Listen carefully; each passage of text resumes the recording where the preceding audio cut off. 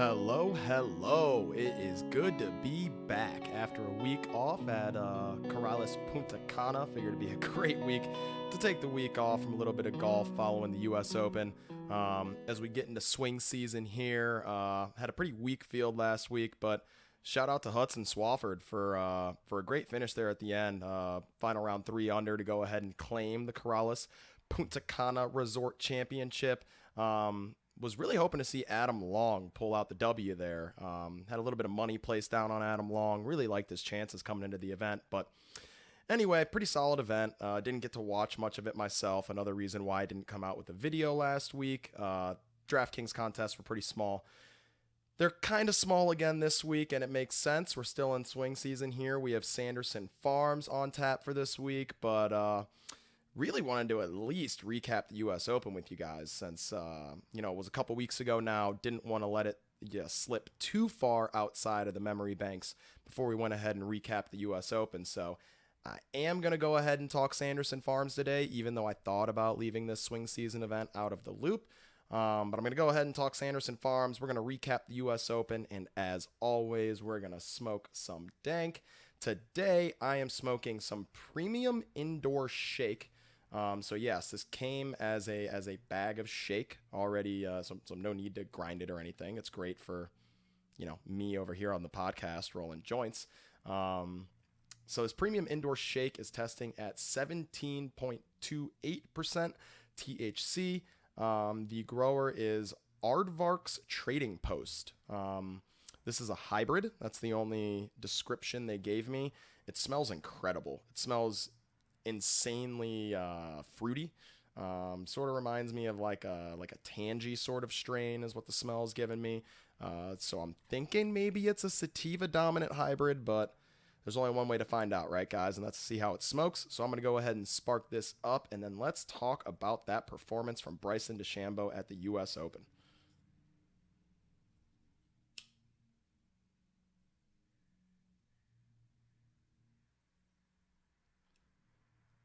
Keeping the lighter trick alive.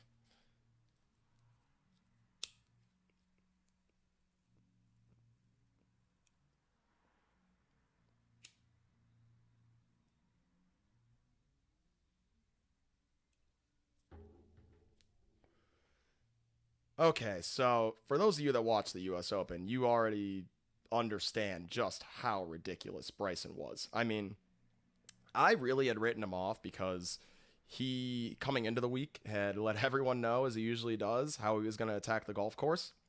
And he let us know that he wasn't going to hold anything back.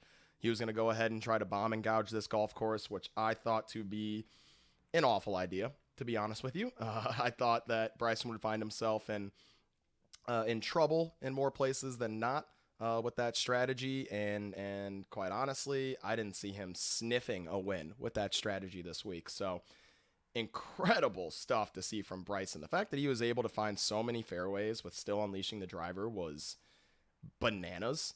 Bryson finished at 6 under for the event, the only player to finish under par at the U.S. Open, also the only player to shoot a final round under par. He was 3 under in that final round, the only player in the field under par.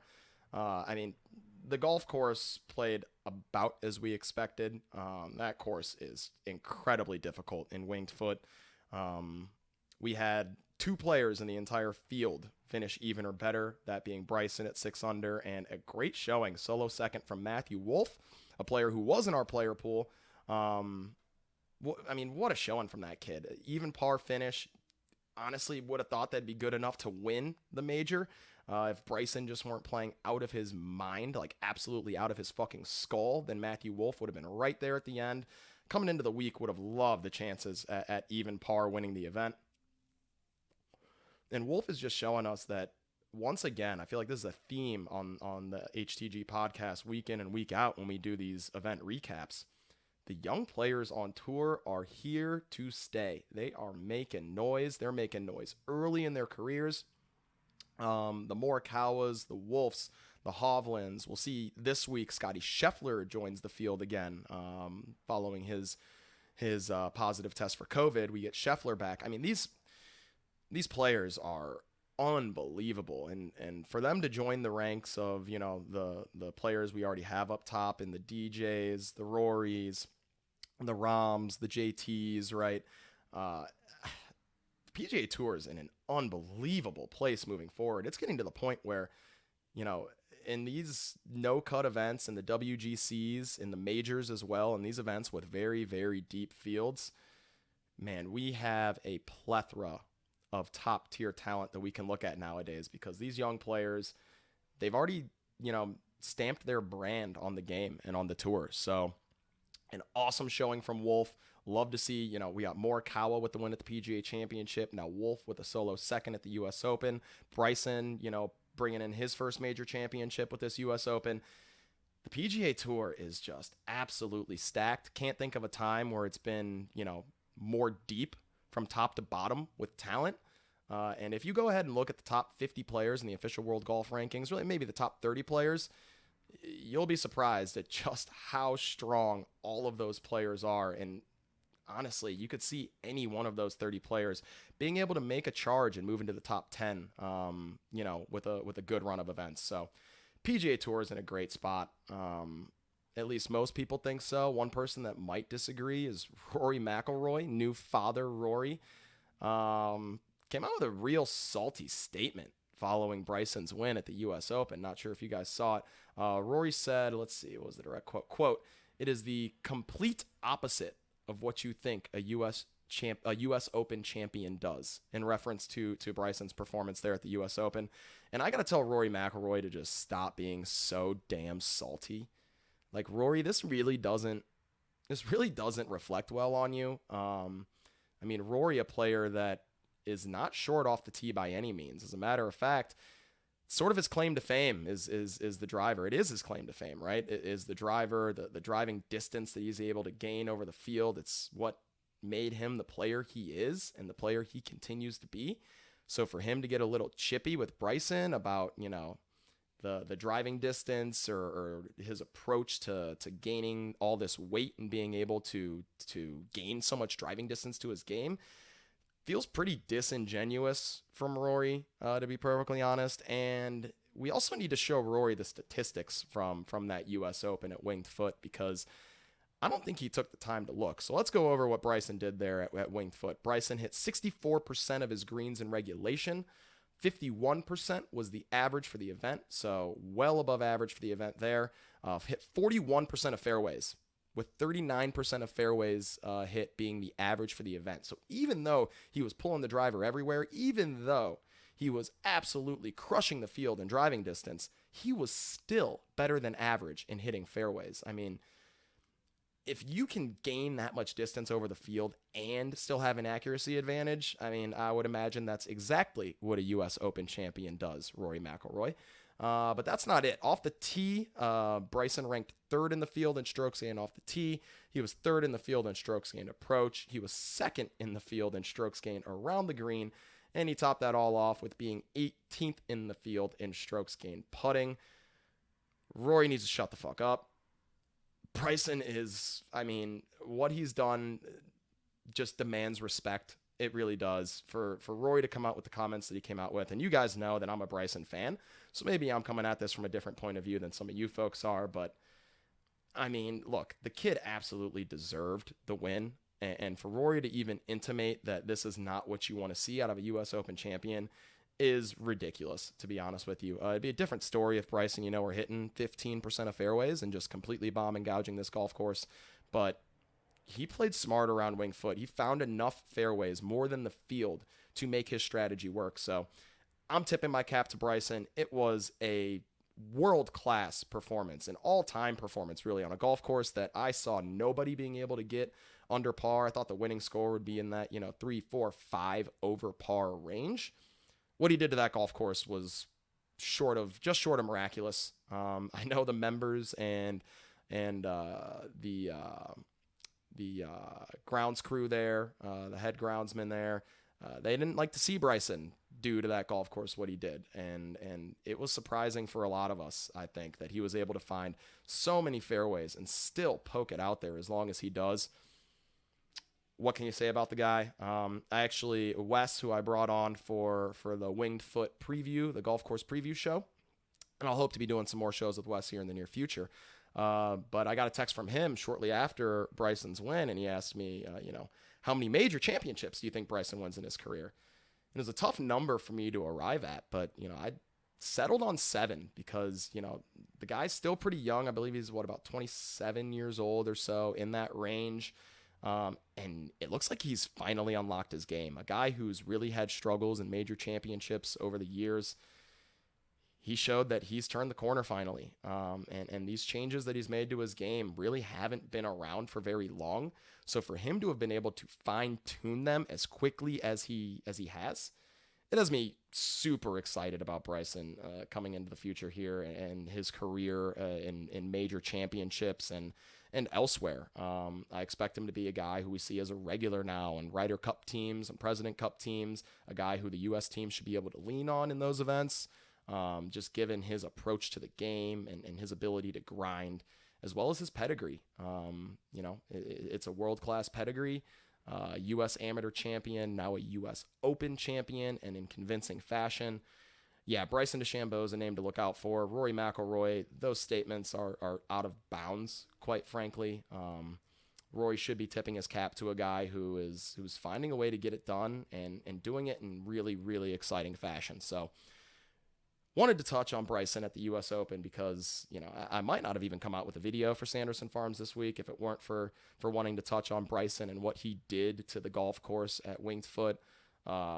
Absolutely phenomenal performance. And for Matthew Wolff as well, finishing at even par, a name that, of course, is pretty much a household name in the game of golf now, but a guy who we're really going to have to start considering an elite player if he continues to churn out these top-notch finishes in these stacked events, right? And another guy who, what he's doing with the driver and off the tee is just, this is the new game, right? This is the new PGA Tour. You're going to have to be able to drive it over 300 yards on average.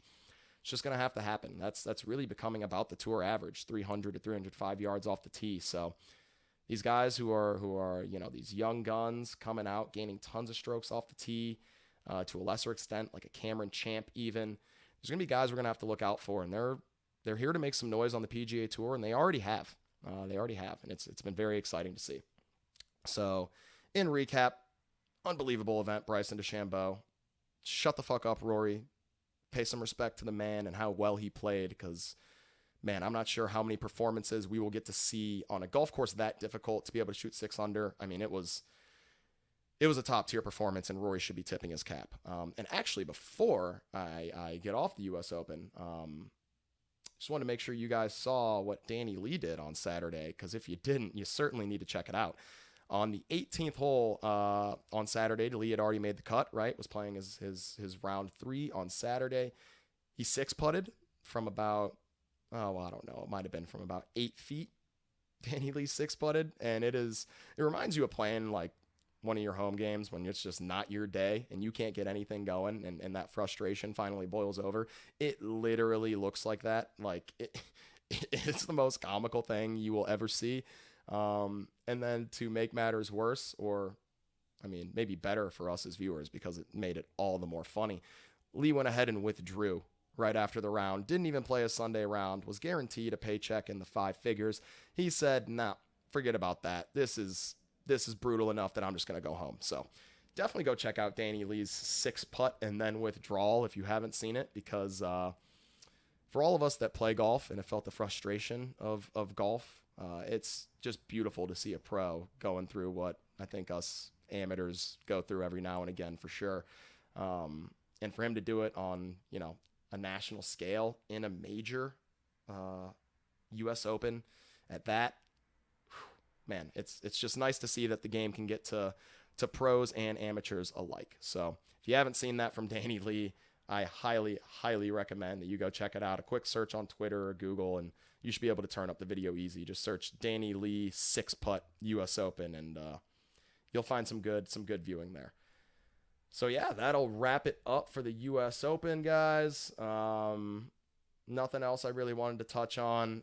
I mean, let's keep our eyes on Bryson moving forward. By the way, Wes's response to the major championship question for Bryson, he thinks Bryson's coming in with 3 career major championships. So two more, you know, outside of the Open Championship. I don't see any reason why Bryson can't win any of the other major championships. PGA Championship should be a great fit, and I also think the Masters should be a really good fit for Bryson. Should be interesting to see. Probably wanted to get that future in before he won the U.S. Open. I'd imagine his odds have cratered for the Masters, but Augusta should be a good fit for him as well. I mean, a guy with as good of a putter and around the green game as Bryson has, couple that with his off the tee game and his ability to game plan for a golf course. And yeah, I like his chances to win a Masters, at least one in his career. I like his chances at the PGA, the Open Championship, maybe the one that I don't see him collecting over his career, but I think three's a little low, Wes, if you're watching this. I think three's a little low of a number. I'm going to stick more in that 7 major championship range. All right. And with that, we can move on to the 2020 Sanderson Farms Championship. Another swing season event for us. So another pretty weak field. I'm going to go ahead and re-spark before I give us our course breakdown.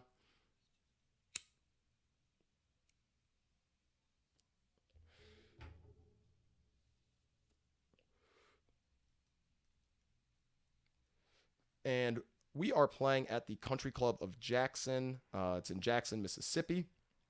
Plays at a par 72, 7,461 yards. The greens are bluegrass. Really will play more like POA greens. They're mostly POA. So if you're really looking for putting statistics and you can't find bluegrass because it is a pretty rare putting surface, I would look to POA to be the best comp. They are mostly comprised of POA grass.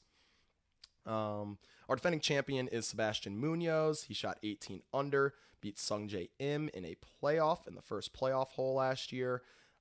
Year prior to that, Cameron Champ won the event. So noticing a little bit of a theme here. We want guys that certainly have the capability to hit it long off the tee, but definitely guys that gain strokes off the tee. So strokes gained off the tee will be something we're looking at, and we'll be leaning toward guys that also gain in the driving distance aspect as well.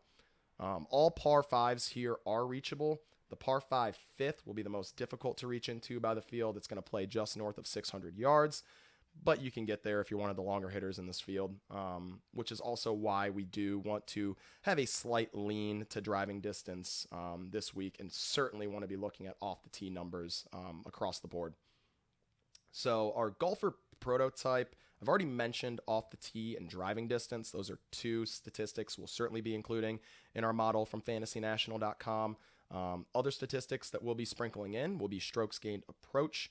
Not uncommon to any other model for most other events. You'll notice, the ball striking statistics usually are very important, and they do correlate to success for most PGA Tour events. So seeing, strokes gained off the tee and strokes gained approach appear should be no surprise to you. We'll also have opportunities gained. Essentially a metric that's going to let us know who's giving themselves good chances at making birdies or better. They might not be converting these chances, which would probably tell us that they haven't been putting very well, but who is giving themselves opportunities to score? And that's going to be very important around a golf course where we expect the winning score to be in that -15 to -20 range. We'll also be looking at birdies or better gained to get a little bit of the putting added into that opportunities gained statistic. And then we'll sprinkle that off. We'll polish that off with a little strokes gained putting in the model as well, because you are going to need to be running hot with a putter to get to that, -15 to -20 range. So not only do you have to be giving yourself the opportunities, but you have to be cashing in on them. So we at least want to account a little bit for the players that have been cashing in on those opportunities lately, but want to give a heavier weight to the players that have been giving themselves these opportunities, because as I've mentioned many times previously, especially for a player on the PGA Tour, a putter can get hot, on a whim, right? Like in an instant. So we want to at least identify the players that have been giving themselves those opportunities, but not cashing in on them, and also want to give some weight to those players that have been cashing in on them, because clearly those players are performing well on the greens as of lately. So that's our golfer prototype. Again, strokes gained off the tee, strokes gained approach, driving distance, opportunities gained, birdies or better gained, and strokes gained putting. And with that, we can get into our top shelf plays for the week. Top shelf plays are $10,000 or more in DraftKings pricing. And the first player, I mentioned him earlier in my U.S. Open recap. I was talking about, younger players we're going to see on tour, and he is indeed back this week after a positive COVID test. It's Scottie Scheffler at $11,400, the most expensive player in the field, and projected at a very healthy 22.8% ownership. But, man, Scheffler is an elite player in this field. His pedigree is nearly unmatched, I would say. Aside from Sungjae Im, it is really just a class above everybody else. We know the upside for Scheffler in a birdie fest. He's pretty fresh off of 59 a few weeks back, joining the 59 club. I love Scheffler this week. Even at this elevated price tag, there's enough salary savings down at the bottom that we can dip down to, that we can take a player of Scheffler's caliber. He really is. I look at he and Sungjae, and those are really the only players I consider to be in a class of their own in this field. And as of late, Scheffler really has separated himself even from Sungjae. So I certainly think you have to take one of those two players up top. Just given the class of player they are, in comparison to this field, it's really not even close. If you can find a way to jam both of them in, sure, go for it. I'm not sure it's going to be possible. I think with how high they're priced, it's going to be cost prohibitive. But if you can find a way to do that, these guys carry so much win upside, win equity in this field that I think you have to nab one of them up top. I prefer Scheffler even at $900 more expensive than Im, just because Scheffler's been playing his ass off lately. If you're concerned about, coming off of COVID, then I could say dip to Im. Maybe if Scheffler hasn't been able to get as much practice in as he would like because his energy's been zapped or what the case may be. But on social media, he seems to look good. I'm not concerned about him coming off of COVID, and what he was doing before he had to take the break was some stellar stuff. So Scottie Scheffler, just an absolute class above the players around him. The model loving him as well as we would expect. Scheffler rating in second in the custom model, first on approach, fifth off the tee, fifth in birdies or better gained, fifth in opportunities gained. The guy's been running a cold putter, and he's still been churning out great performances. He can honestly show up with a neutral putter here, and he's still alive to be the winner. Absolutely love Scheffler. Even at the elevated ownership, even at the elevated price, I'll be firing Scottie Scheffler up. $11,400, 22.8% projected ownership. Let's go to the well on Scottie Scheffler. The next top shelf play, and I already mentioned him, it is Sungjae Im at a $10,500 price tag, 24.1% projected ownership. And again, like I mentioned with Scheffler, Sungjae just a caliber above the rest of these players in this field from a pedigree standpoint. So you have to look at a guy like that who's going to carry a ton of win equity into this event. Coming in 18th in the custom model, so not great given his price tag. 52nd on approach, 11th off the tee, 36th in birdies or better gained, 49th in opportunities gained. The putter's been okay, ranking 36th putting. So, you would expect the ball striking numbers to get better for Im, especially since the statistics that I just gave you over the last 24 measured rounds. Sungjae is being compared against much stronger fields than a lot of these other players are, because his rounds, is a player that qualified for the Tour Championship, right? And so his rounds are being compared against much stronger players, much stronger fields. And that also speaks to my point that, he is a much, much better caliber player than the rest of this field, really, being that he qualified for the Tour Championship. So the modeling statistics aren't going to tell us everything with Sungjae this week. I think we just have to trust that he is a class above these other players. And a $10,500 price tag is certainly fair for Sungjae. Only $300 more expensive than Will Zalatoris, who I also like this week. But to get a player of Sungjae's caliber for only a $300, hike in price, I think is worth paying the extra $300. The 24.1% projected ownership is, of course, sky high, as is Scheffler's at that 22.8%. But these players are just too good and carry too much win equity to fade. So let's go ahead and fire up at least one of Scheffler or Sungjae in lineups we play this week. And if we can double them up with Will Zalatoris, who I also like at $10,200, our last top shelf play, that would be great. If you're playing, 3 lineups, maybe you start one of each of them with one of each of these players. That way you're overweight to the field on Scheffler, Im, and Zalatoris. I don't hate that idea either. You could leave Zalatoris off if you're only playing a couple lineups. I would prefer to go to Scheffler and Im. But if I am playing the 3 lineups, I want to slot Will Zalatoris into at least one of them. For those of you that aren't familiar with Zalatoris, you probably actually got familiar with him at the U.S. Open, had a great finish there. I believe it was T6 or somewhere in that ballpark at the U.S. Open. But this guy's been absolutely killing the Korn Ferry Tour. And one thing we know about the Korn Ferry Tour is they aren't afraid to have some birdie fests, right? A lot of the events you see on the Korn Ferry Tour are in that minus 15 to minus 20 range for the winner. If not even, better than that. So Zalatoris has been playing extremely well on a tour that is known for having birdie fests, right? The ball striking's been on point. So far in this swing season, he seems to be striking the ball well enough. He's coming in 13th in the custom model, 15th on approach, 17th off the tee, 4th in birdies or better gained.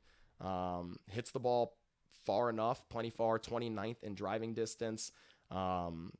His Korn Ferry Tour stats in total driving and in driving distance, solid, right around that top 25 on the Korn Ferry Tour range. So he's a guy that can, gain distance on this field, I would imagine, as well as gain strokes off the tee. We would expect him to do that, and that's what we're looking for, right? So a guy that is gaining some steam, some name recognition in the industry as of late, especially after that U.S. Open finish.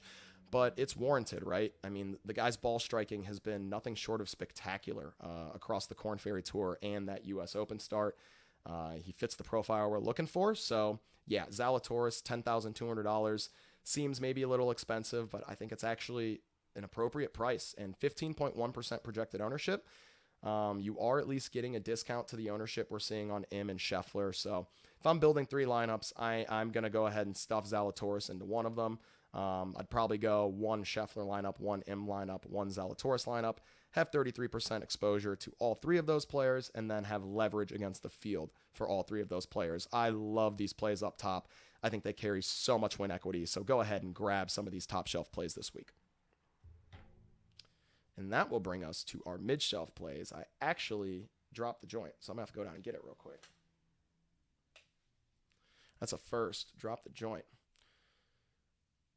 We're going to respark. We're going to get into our mid-shelf plays. Mid-shelf plays are $7,500 or more in DraftKings salary. Of course, still being less than $10,000 in DraftKings salary because those were our top shelf plays. So $7,500 to $10,000 in DraftKings salary are our mid-shelf plays.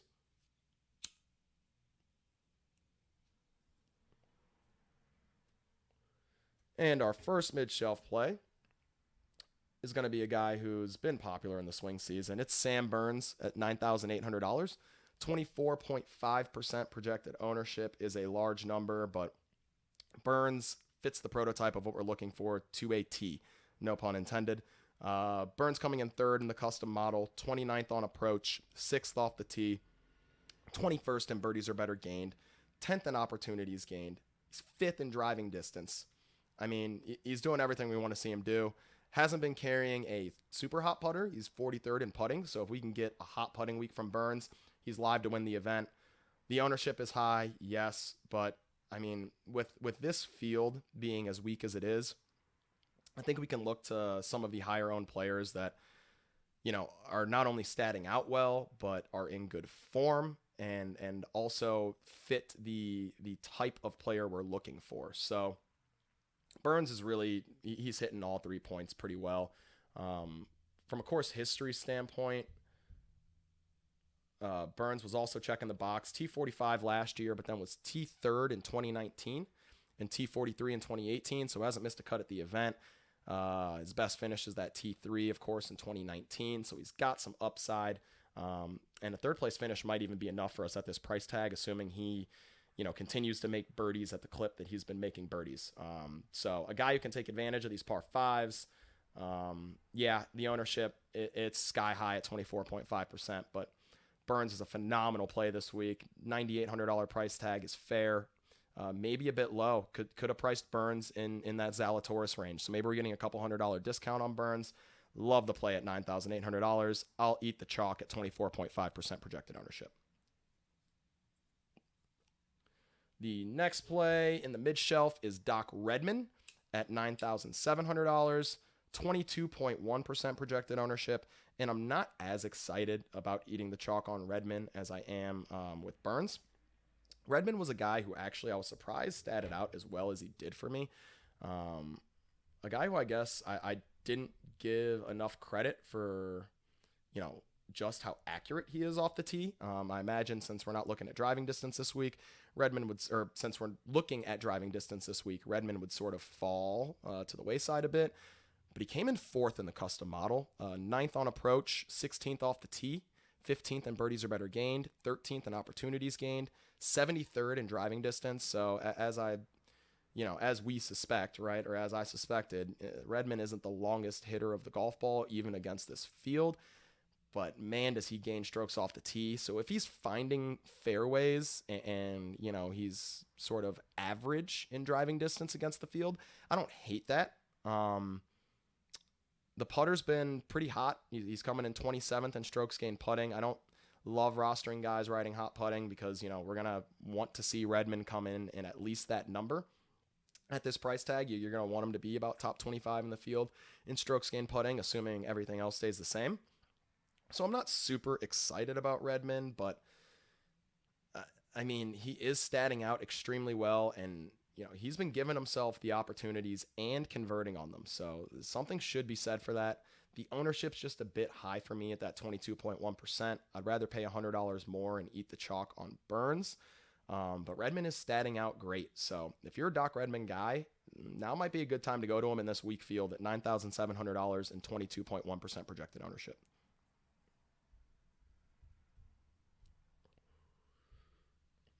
The next mid-shelf play is Corey Conners at $9,200. And I'm mostly excited about Conners' projected ownership, 7.2% for what I would consider to be one of the best ball strikers in this field.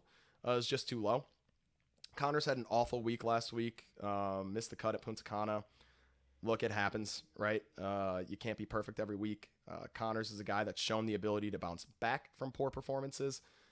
And like I mentioned, this guy's just one of the best ball strikers in this field. So to get him at what I consider to be a fair price tag at $9,200 at sub 10% ownership, 7.2%. Corey Conners is one on tour. He can win this event, especially in a field this week. So to get the upside of a win at such a low ownership projection is something I want to jump all over. Conners is coming in 17th in the custom model, 25th on approach, first off the tee. 97th in birdies or better gained, 12th in opportunities gained though. 51st in where is he in driving distance? Conners, 44th in driving distance, and 117th in strokes gained putting. So it's pretty clear what needs to happen here. Conners just needs to not be terrible with the putter. If he can be neutral with the field with the putter, he could potentially win this event without even gaining strokes putting. He is that good off the tee and on approach. As a ball striker, he's just phenomenal. So let's hop on the Corey Conners train. Hope the ball striking returns to form. Again, it was not on form last week. We don't have strokes gained data from last week. But I watched part of the event. I got to see some of Corey Conners play. I got to see some of Luke List play. I got to see some of Adam Long play. So I got to see a few of these guys play a few holes. Just didn't look like Conners had his stuff. And again, he was terrible with the putter, as we expect. But if we can get Conners to just do anything with that damn putter, oh man, 7.2% projected ownership. We are going to love. I'm absolutely rostering Corey Conners this week, unless his ownership seriously starts to climb. I don't expect it to. The recency bias is too much for some people. They're going to see that he was off last week and write him off. Conners also, from a course history standpoint, tournament history standpoint, has shown some upside. He came second in this event in 2019, a solo second. So, he's got upside around this golf course. I don't understand this projected ownership. The Kent State Golden Flash alum. Let's look to him a lot this week. $9,200, but more importantly, 7.2% projected ownership. We want to be all over that this week, guys. All over that. The next mid-shelf play is Luke List at $9,000, 11.1% projected ownership. And I mentioned that I got to see List play a few holes this past week, and he looked really good. Luke List, the ball striking really has never been in question, but looked like he was starting to roll that putter a little bit better.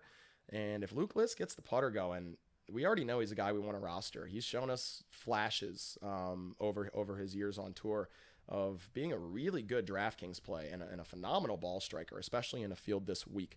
So this is a guy I can certainly look to roster. He's coming in 8th in the custom model, 26th on approach, 7th off the tee, 40th in birdies or better gained, but 3rd in opportunities gained. So, not dissimilar to Corey Connors. We just need Luke List to do anything good with the putter. He's 127th in strokes gained putting in this field over the last 24 measured rounds. So, man, if List does anything with the putter, we're going to love him. It might be a good week to go with the guys who have been struggling on the greens. Correlate a Connors with a List. These guys who you're going to get the ball striking from, and just hope that they have a decent week on the greens. With these bluegrass greens, maybe it is gonna neutralize the putter a little bit, and if that's the case, then correlating guys that are just some of the best ball strikers in this field but just aren't being owned high enough is gonna pay off in spades. So I love correlating a guy like Connors with List. These guys who have just been terrible with the putter, but we know they are elite ball strikers in this field. So Luke List, $9,000, 11.1% projected ownership. Also looking like a strong play. Speaking of great ball strikers, elite ball strikers in this field, Siwoo Kim is priced down at $8,400, 13.4% projected ownership. And it's cooled down a little bit, the ball striking has for Siwoo lately. But, in this field, he's still one of the best ball strikers you could ask for. Would like to see a little more distance off the tee to really, really love Siwoo as a play to drive that home. See that or see a little better recent form. It's a little bit of lack of the driving distance as well as not stellar recent form that has me more lukewarm on Siwoo than I would be otherwise. But still, all things being equal, you gotta love Siwoo at this 13.4% projected ownership. He's coming in 6th in the custom model, 10th on approach, 41st off the tee, 1st in birdies or better gained, 4th in opportunities gained, so it's not like he's doing it all with a hot putter. He's ranking 44th in strokes gained putting, and he's 25th in driving distance in this field. That number surprised me a bit, that he's 25th in driving distance. Wasn't great in driving distance over 2020 on tour. So I'm not considering Siwoo to necessarily be a long hitter. One thing Siwoo is, though, is a risk taker. Siwoo will be aggressive. He's very aggressive, which you like to see in a birdie fest. So while I like some of the plays above him more, if you find yourself stuck in this, mid $8,000 range, Siwoo Kim is your guy as far as I'm concerned. He is the elite ball striker in this range, and unless you're dipping down to our next guy, I like Siwoo Kim at $8,400, 13.4% projected ownership. That next guy is Cameron Davis, a guy who I feel like I talk about every time I do this podcast, at $8,100, 21.3% projected ownership. He's mispriced. This is too low of a price for a guy who's been playing as well as he has and does everything we want to see around this golf course.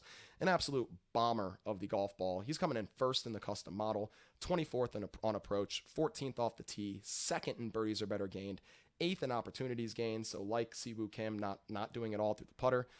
He is 12th in strokes gained putting in this field, though, over the last 24 measured rounds. And he tops that all off with being 10th in driving distance. And I think he has upside for more, quite honestly, if he cuts it loose.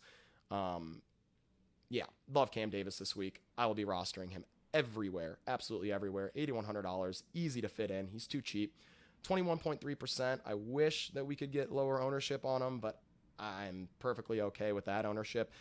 look, if I'm going to be okay with the ownership on those studs up top, then I'm certainly going to be okay with this ownership on a player I love who's statting out number one, doing everything exactly as we want to see, and riding good form. So, yeah, Cam Davis checking absolutely every box. I would look for an outright bet for him. If you head over to DK Sportsbook, I'd take a look and see what Cam Davis's odds are coming in at. If they're anywhere in that 35 to 1 range, 40 to 1 range, I'd go ahead and fire away if they're anything in that range or better. I mean, he seems to be setting up extremely well for this golf course. From a tournament history standpoint, Davis was T28 last year and was cut in 2019. So nothing really to write home about. But the T28 shows you that, it's not terrible around this golf course, right? He's not going to show up with awful memories of only being cut. He's at least had some success, and I expect him to have more this week. I expect him to improve upon that T28 finish from last year because, man, Cam Davis has been hitting the shit out of the golf ball. An elite ball striker for this field. Roster him, guys. Roster Cam Davis at $8,100, even at that 21.3% projected ownership. The last mid-shelf play is Sepp Straka Flaka Flame. Flaka Straka, $7,700, 10.7% projected ownership. And Straka Flaka Flame can get hot in the ball striking department. I mean, he can get hot in a hurry in the ball striking department. And to boot, surprisingly long off the tee. So coming in 7th in the custom model, 41st on approach, 19th off the tee, 55th in birdies or better gained, but 11th in opportunities gained. He's coming in 5th in strokes gained putting and 19th in driving distance. That was a shocker to me. 19th in driving distance for Sepp Straka. I didn't realize that he pushed it out there quite as far as he does, and the 2020 driving distance numbers corroborate it. So, yeah, I love Straka. $7,700, fair price tag, 10.7% projected ownership. Absolutely fair. A guy who can get really, really hot with his ball striking. The recent form's been okay. Nothing to write home about, but nothing to be concerned about.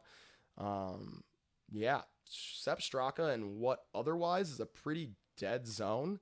Maybe some folks will go to Tom Lewis. Maybe some people will ride Stuart Sink, fresh off a victory with his son on the bag. But aside from those plays, and I don't even think those guys will be all that popular. Yeah, it looks like Straka's the guy to own here. Denny McCarthy and Chuck Hoffman at $7,900 are pulling double-digit projected ownership, but I'm not in love with them as plays. I view this really as a dead zone, this mid-7K range outside of Straka. So if I find myself needing people in this range, I imagine I'll end up rostering a lot of Sepp Straka Flocka Flame. And if you find yourself in this range, I think you should do the same. You can go ahead and give those $7,900 guys a look. Hoffman rated 46th in the custom model, McCarthy 40th. Denny McCarthy, just a guy that can get explosively hot with the putter. He is a great putter, one of the best on tour. So, if you want to go ahead and ride a guy who can get insanely hot with the putter, I would say McCarthy's your guy. Chuck Hoffman, a great pedigree for this field. He's a world-class player as far as, against this field is concerned. The recent form hasn't been awesome. And just, I don't trust Chuck Hoffman off the tee. We're looking for guys that can gain in driving distance off the tee. And if they don't, they can find fairways. And Hoffman does neither. So I don't like either of those plays, but you can take a look at those guys because the 7,000 range is so dead. But I would rather just sort of move all in and move all my shares in that range to Sepp Straka this week. And that takes us to the SCHWAG bag. I'm going to respark, and then we'll get into our players priced below $7,500 in DraftKings salary.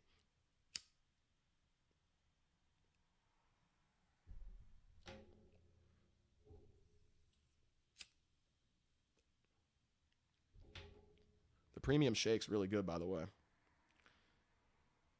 For those of you in states where you can go to a dispensary, I'd ask them if they have any deals on shake. Shake is, especially if it's premium shake, it's good stuff. It smokes, just like the flower would, and you don't have to grind it, and you get it for much cheaper. So I'd definitely look into getting some shake if you're somewhere where you can go to a dispensary. Okay.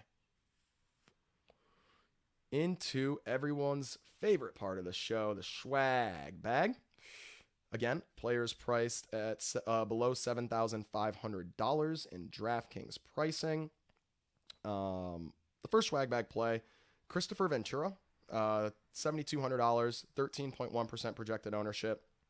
A guy who played on the Oklahoma State team with alongside Victor Hovland. That team was absolutely stacked, my goodness. And this guy pounds the ball off the tee. Absolutely pounds it off the tee. Fitting the prototype exactly of what we want around this golf course. A guy with upside as well. Coming in 9th in the custom model. 81st on approach is the red flag, but 9th off the tee. 7th in birdies or better gained. 40th in opportunities gained. 18th in driving distance.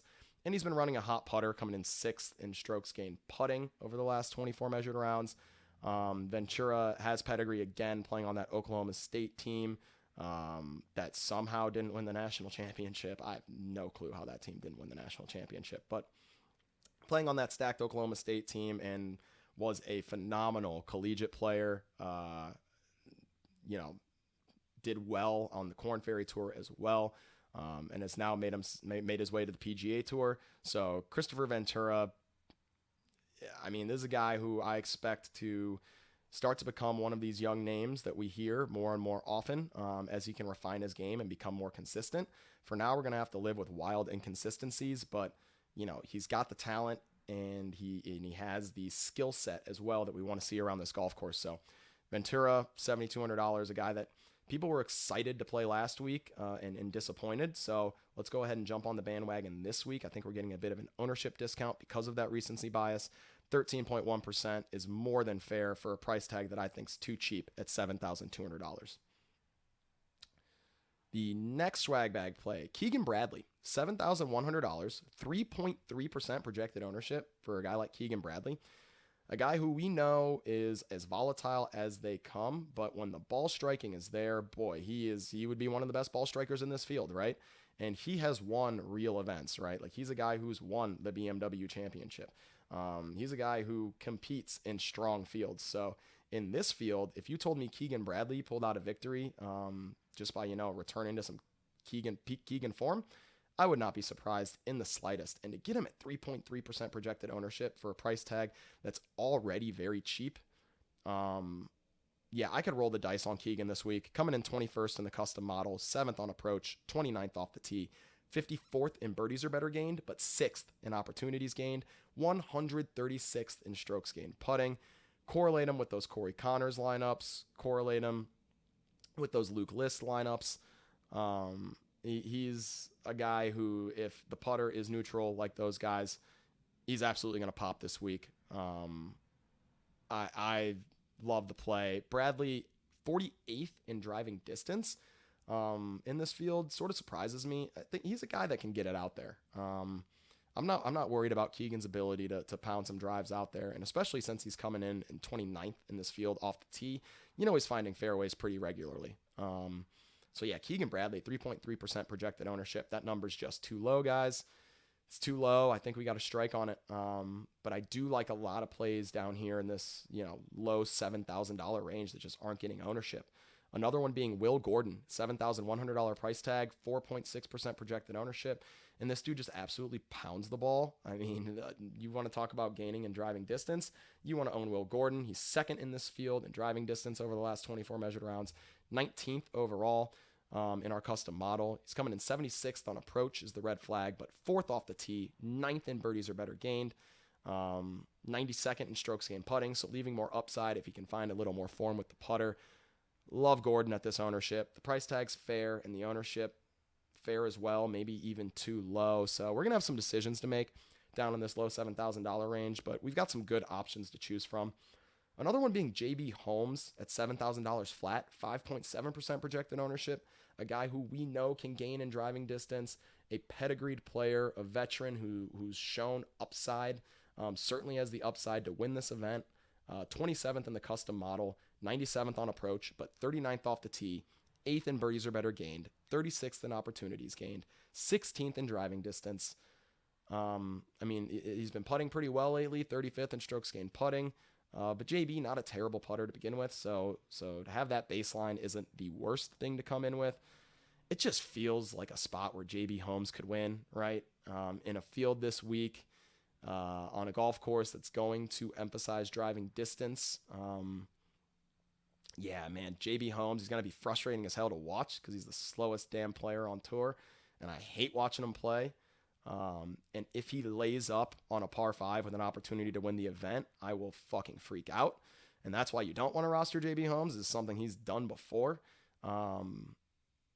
Maybe doesn't necessarily play to win the game, and you hate to see that out of players you roster, but man, he has just such a great pedigree for the players he's priced around, and he fits the skill set of what we want to see around this golf course. So JB Holmes, $7,000 flat, 5.7% projected ownership. I like him as well as a swag bag play.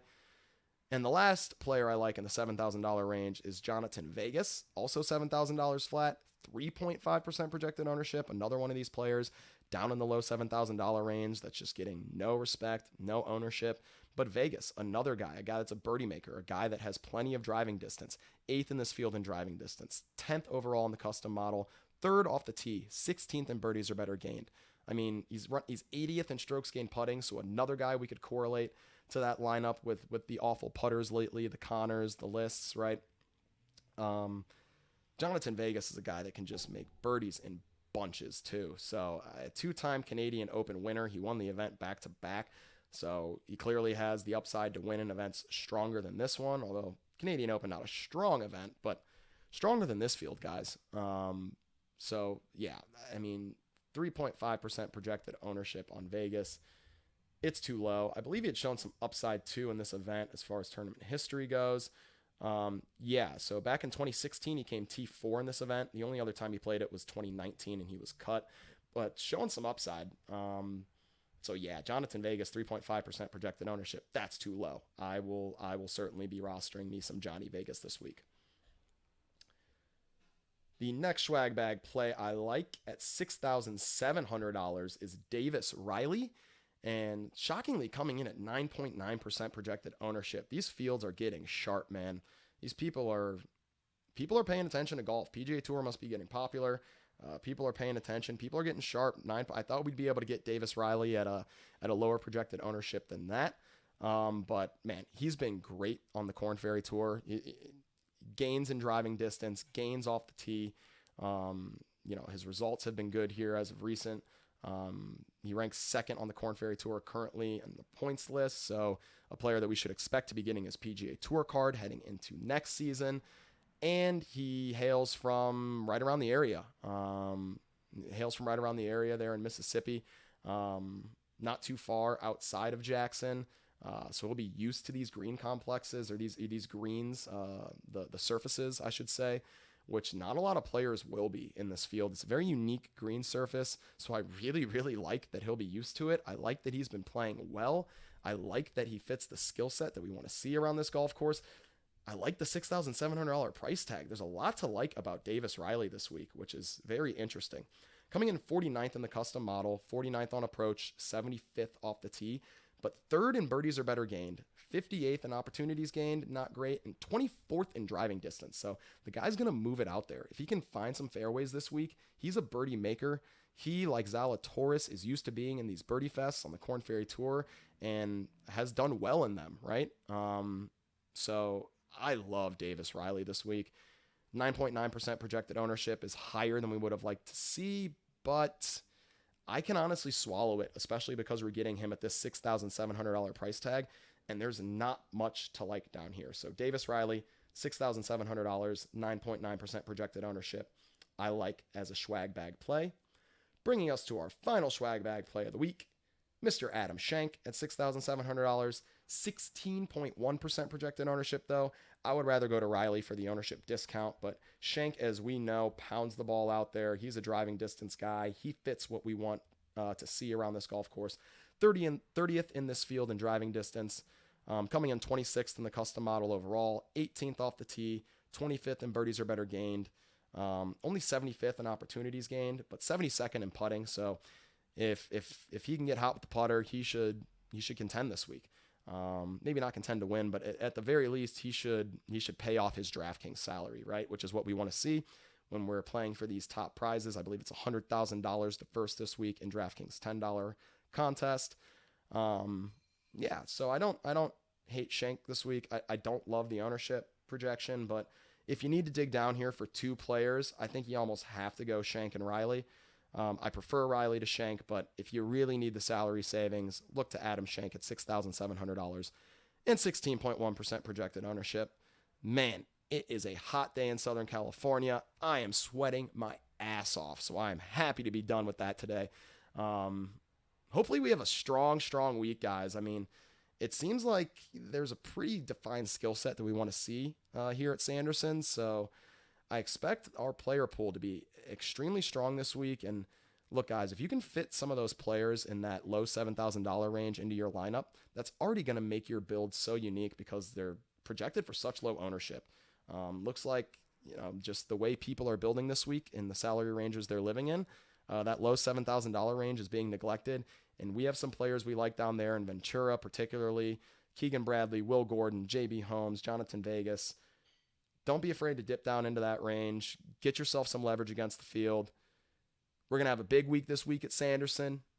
Trust in the process, baby. Trust in the process. FantasyNational.com is where we're running these models. Definitely go check it out if you want to run some models of your own. But, man, we should have an awesome week on deck. Appreciate you guys continuing to watch, continuing to listen. If you can, please subscribe to my channel on YouTube if you haven't already. Follow the podcast as well on Spotify, on iTunes. Rate and review the podcast on those platforms. Would greatly appreciate it. If you need any advice coming into this week or any weeks moving forward, don't be afraid to hop into my DMs on Twitter or on Instagram. Message me, text message me, call me, whatever. If you know me personally, I'm here to help, guys. Really excited to get swing season closed and really get a run on into the 2021 season. We still have the Masters to close out for 2020. We're hoping Tiger's going to be live for that. I think he will. I have a sneaking suspicion he will. So we got plenty of awesome stuff coming up on the PGA Tour. Appreciate you guys sticking with me. I love you all. We'll see you next week. Peace.